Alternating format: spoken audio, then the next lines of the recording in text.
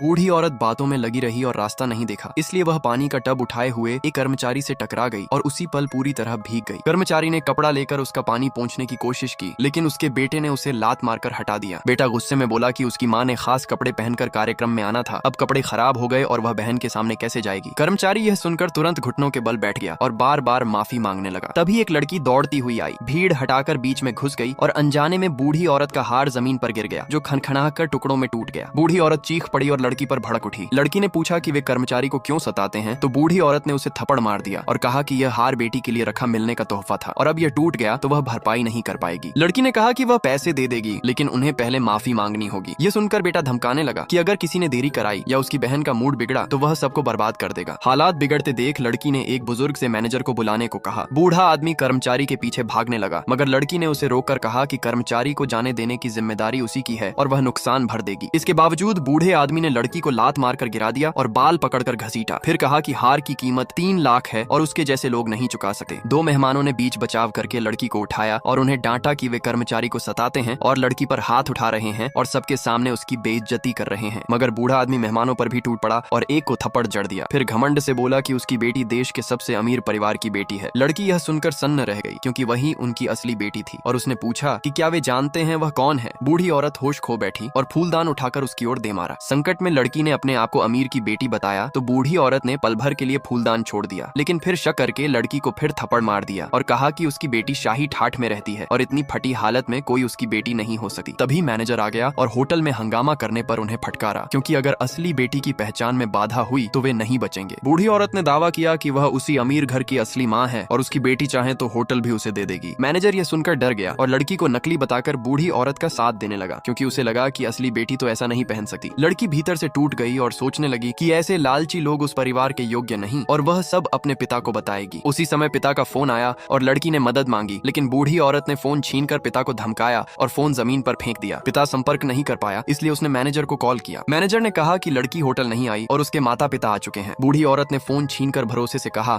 कि कोई बड़ी बात नहीं है और वह सब संभाल लेगी, फिर कॉल काट दिया। लड़की ने फिर कहा कि वह उनकी असली बेटी है, मगर बूढ़ी औरत उसे नकली मानकर सजा देने पर तुल गई। उसने कुर्सी घसीट कर लाई और लड़की के सिर पर दे मारी, जिससे लड़की गिर पड़ी। बेटा उसकी ठुड्डी पकड़कर ताना मारने लगा कि उसे उनके जैसे लोग ही सुधारेंगे। गुस्से में लड़की ने उसका हाथ काट लिया। यह देखकर बूढ़े माता पिता और भड़क गए और बोले कि अब उसका हाथ तोड़ देंगे। उन्होंने उबलता पानी मंगवाया और उसे लड़की के हाथ पर उड़ेल दिया। यह देखकर मैनेजर ने रोकने की कोशिश की, लेकिन बूढ़ी औरत नहीं मानी। उसने कहा कि लड़की उनके बेटे के सामने घुटनों के बल गिरकर माफी मांगे। बूढ़े आदमी ने लड़की को उठाकर जमीन पर दबाया और उसे बेटे के सामने झुकाने लगा। आखिर लड़की ने अपने पास रखा प्रमाण निकालने की कोशिश की, ताकि साबित कर सके कि वह सच में उनकी जैविक बेटी है।